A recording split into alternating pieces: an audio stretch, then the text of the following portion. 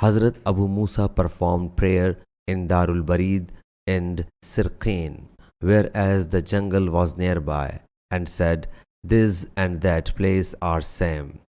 Hazrat Anas radiallahu anhu reports, some people of Okl or Oraina tribe came to the Prophet sallallahu alaihi wasallam and became ill in Madinah Munawwara.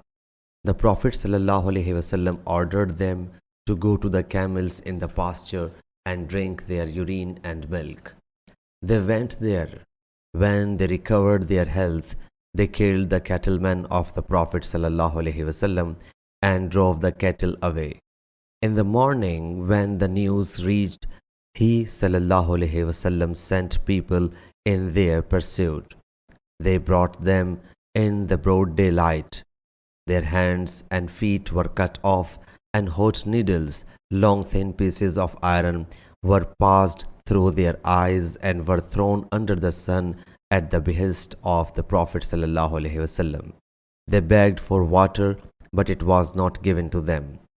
Abu Qalaba narrates, they committed theft and murder and became infidels after believing. Moreover, they fought against Allah Almighty and His Apostle sallallahu alaihi wasallam. Sahih Bukhari, Hadith number 233.